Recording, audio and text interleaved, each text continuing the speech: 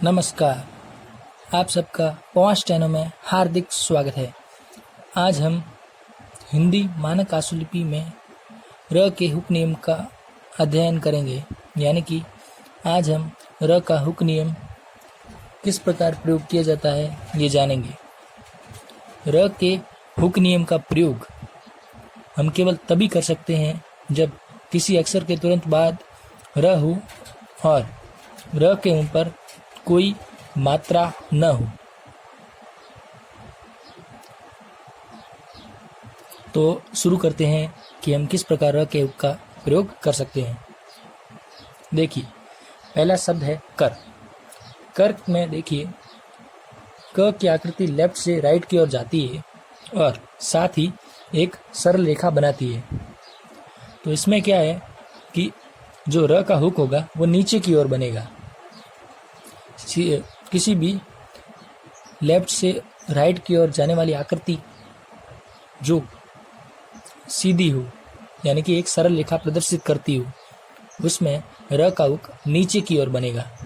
कैसे बनेगा देखिए, इस प्रकार। पहले हम एक हुक बनाएंगे और उसके साथ ये क लिखेंगे। इस प्रकार से ये बन गया कर। एक बार पुनः देख लेते हैं। ये हुक बनाया और ये हरा लिखा, ये हो गया कर। जैसे कि हम घर लिखना हो, घर इस प्रकार लिखेंगे हम, ये घर। और जैसे कि हमें चर लिखना हो, चर की आकृति में देखिए, च की आकृति होती है ऊपर से नीचे की ओर और एक सरल रेखा प्रदर्शित करती है।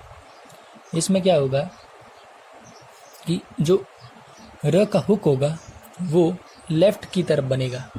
यहाँ देखिए इस तरीके से, ये हो गया चर, लेफ्ट की ओर बनेगा चर। राइट की ओर बनाने पर इसका मतलब बदल जाएगा, इसे हमेशा लेफ्ट की ओर बनाना है। ये बन गया चर। एक बार पुनः देख लेते हैं, ये हो गया चर। अगर हमें जर लिखना हो तो इसे थोड़ा गहरा कर देंगे, ये हो गया जर। इस तरीके से हम र के हुक का प्रयोग करते हैं। अब जैसे कि हमें जकड़ लिखना हो, जकड़, र के साथ ये ड़ के लिए भी प्रयोग में होता है। अब देखिए, पहले हमने लिखा ज, और अगर हमें अब बीच में अब हुक लगाना है तो हम कैसे लगाएंगे? तो क्या करेंगे, जहाँ पर ये ज खत्म हो रहा है वहीं पर हम पेंसिल को थोड़ा ऊपर लेकर आएंगे और उसके साथ क लिख देंगे, इस तरीके से। तो ये बन गया जकड़। इस तरीके से हम शब्दों को जोड़ेंगे किसी भी आकृति के साथ। इस तरीके से आपको र का हुक लगाना है, जिस आकृति में रेखाएं ऊपर से नीचे की ओर जाती हो। जैसे कि ज हो गया, त वर्ग हो गया पूरा, या च वर्ग पूरा हो गया, या प वर्ग हो गया। इनकी आकृतियां ऊपर से नीचे की ओर आती है, जिसमें हमें अगर र का हुक लगाना हो तो हम इसी प्रकार से लगाएंगे। अब जैसे कि हमें लिखना हो पर, पर में देखिए इस प्रकार से र का हुक लगेगा। कहाँ की ओर लगा? लेफ्ट की ओर लगा। हुक हमेशा लेफ्ट की ओर लगेगा, र का हुक। अब जैसे कि बर लिखना हो तो बस गहरा करना है थोड़ा, ये हो गया बर। लेकिन उन आकृतियों में जो घुमावदार हो, यानी कि वृत्तनुमा हो, आधा वृत्त हो, उस आकृति में हम र का हुक कैसे लगाएंगे? उसमें र का हुक तो हम लगाएंगे, लेकिन र का हुक उस आकृति के बहुत नज़दीक होगा। जैसे कि टर लिखना हो, इस तरह लिखेंगे। इसमें देखा कि हमने जो टर लिखा है उसमें र का हुक नज़दीक होना चाहिए। यदि र का ये हुक है, हम थोड़ा बड़ा कर देंगे, इन दोनों की दूरी बढ़ा देंगे तो इसका मतलब बदल जाएगा।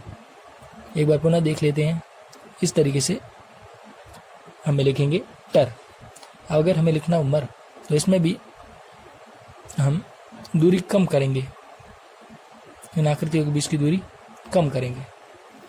जो ये हुक है वो हम थोड़ा नज़दीक लगाएंगे, तो ये हो गया मर। अगर हमें डर लिखना हो तो डर भी हम इस प्रकार से लिख सकते हैं, ये हो गया डर। एक अपना लिखते हैं डर। अगर हमें लिखना हो नर, तो हम नर कैसे लिखेंगे? इस तरीके से, एक अपना इस तरीके से हम नर लिखेंगे। और अगर हमें लिखना हो फिर, तो फिर में भी इस तरीके से हम लिखेंगे। इसमें देखिए हुक नज़दीक की ओर है, इस फर्क को आपको ध्यान में रखना होगा। हम जब ल के हुक का नियम करेंगे तब आपको इस फर्क के बारे में पता चलेगा कि हम यहाँ पर हुक नज़दीक क्यों रखते हैं, इन घुमावदार आकृतियों में र का हुक नज़दीक क्यों रखते हैं। जब ल का हुक नियम आएगा तब आपको पता चलेगा। यह शेर, शेर हम कैसे लिखेंगे? इस तरीके से।